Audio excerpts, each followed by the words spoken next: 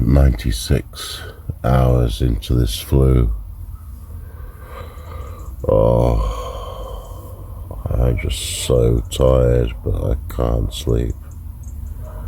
Not proper sleep, just confused, spangled delirium. And 6 hours I have to put my van into the MOT tester.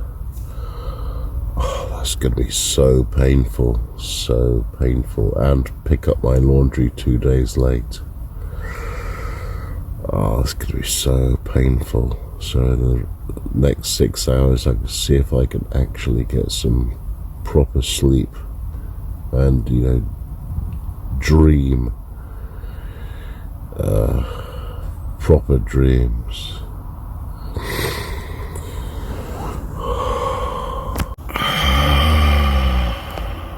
I'm so tired and I can't sleep.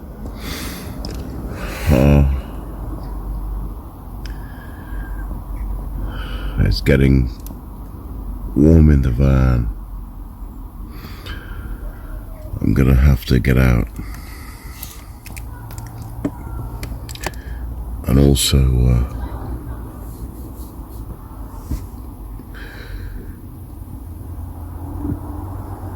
I want to try a fart, but I'm not sure about it. Okay, 30 Celsius is hurting a lot more than it did yesterday. I didn't actually film it, but last night I dry reached a couple of times, so I opened the back door and I just bathed up all of that cough that I'd swallowed and the snot that I swallowed just all came up into this giant ball of phlegm. Just came out, and then another reg came out, and the last one was just pure green bile. And I slept a little bit after that. Well, I've got absolutely no strength,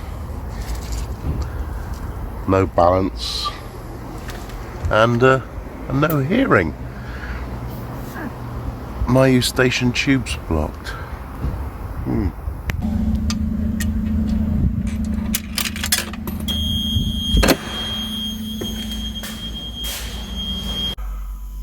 Not going into any details,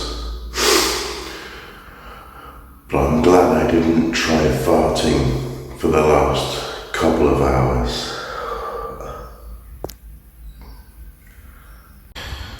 I could have done with them over the last day and a half, but I couldn't reach them.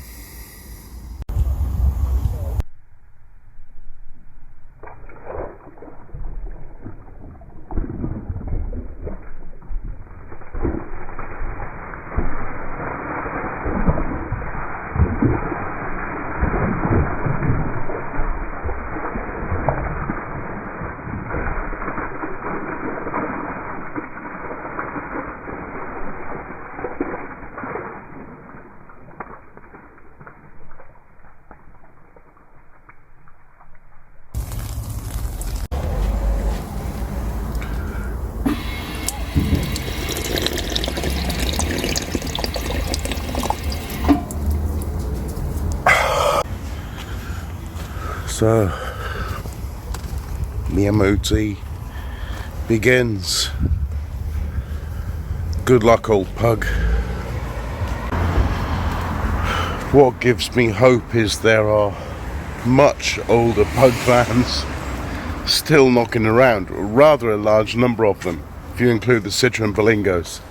So, yeah, they must have got something right back at the factory. Back in the day. Bonne chance, mon vieux ami.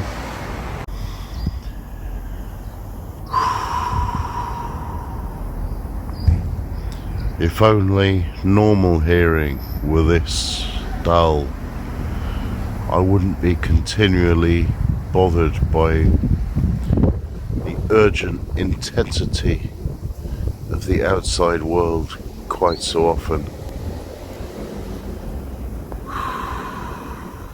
I can hear them ranting the hell out of the engine now for the for the maximum rev emissions test. I can't see the turbo would particularly enjoy getting spooled up to 100,000 RPM and then thrown into a vacuum like that. 4 o'clock, time to pick up the van.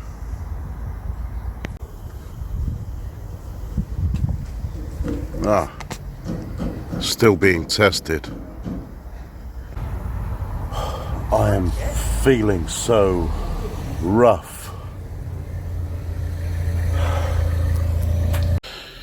I don't want to think about that now. I understand now why, for some van lifers, having the bed ready at all times is such an issue.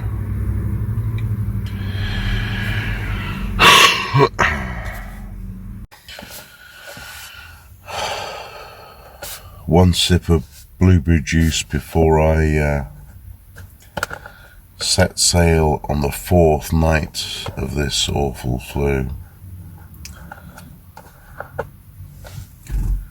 Will it be dry reaching on an empty stomach?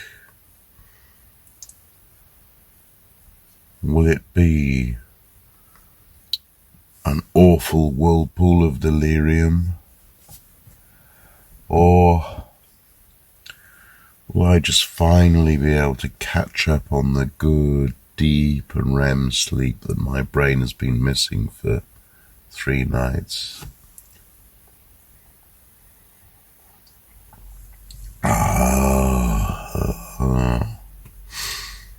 God. This time I'm going to take a couple of blackcurrant drinks into the back with me in case I can't sleep and I need to settle down. So I'm just going to have a lovely swig of cough medicine. If I were in a better mood, this would be a beautiful night with Jupiter and the moon by the riverbank and 2 tards out there who say, why can't you see pictures of stars in the moon shot photographs? Well, that's because they didn't go to the night side of the moon and carry their own frickin' 500 watt street lamps with them. No, they decided to go there in broad daylight, which is thousands of times brighter than that. I suppose the problem of ridiculing tards is you end up attracting them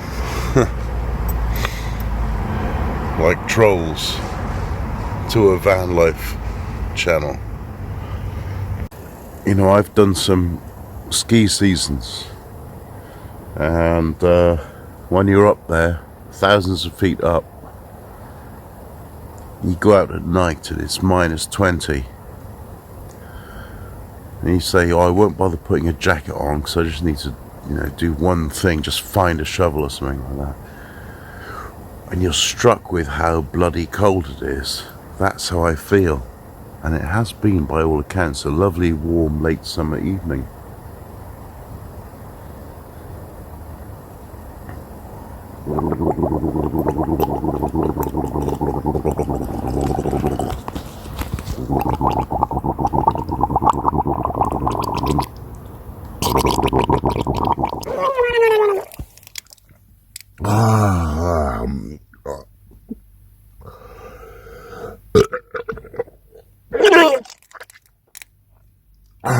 Not again.